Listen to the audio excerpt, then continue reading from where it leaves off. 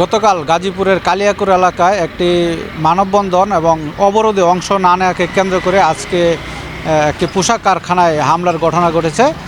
সেখানে পোশাক কারখানাটির ভেতরে প্রবেশ করে বিক্ষোভকারীরা তারা ব্যাপক ভাঙচুর চালায়।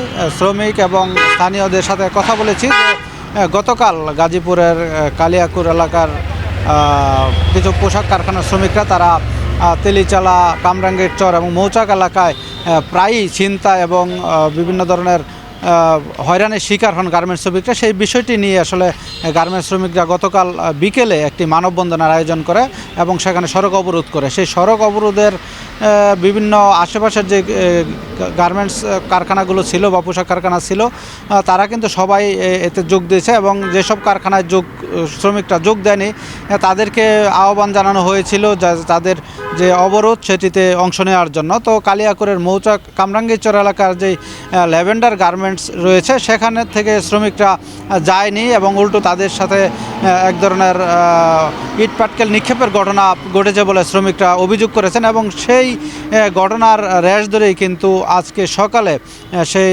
কামরাঙ্গীরচর এলাকার ল্যাভেন্ডার গার্মেন্টসের হামলা চালিয়েছে দুর্বৃত্তরা এবং তারা প্রধান ফটক যেটি ছিল সেটি ভেঙে ভিতরে প্রবেশ করে এবং ভিতরে ব্যাপক ভাঙচুর চালায়।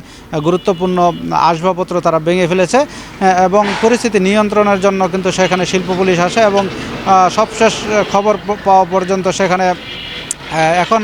সেখানে সেনাবাহিনী অবস্থান করছে এবং সেনাবাহিনী সেই পরিস্থিতি সামাল দিয়েছে।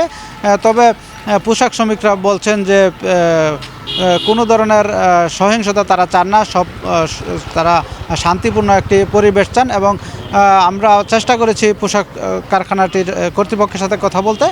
তারা আসলে ক্যামেরার সামনে কথা বলতে রাজি হননি, তবে যেটি জানিয়েছি তারা সেই বিষয়টি আইনশৃঙ্খলা বাহিনীর সাথে কথা বলে তারা পরিস্থিতি সামাল দেওয়ার চেষ্টা করছেন। তো এই ছিল গাজীপুরের কালিয়াকুরের পোশাক কারখানায় হামলা চালানোর সবশেষ খবর।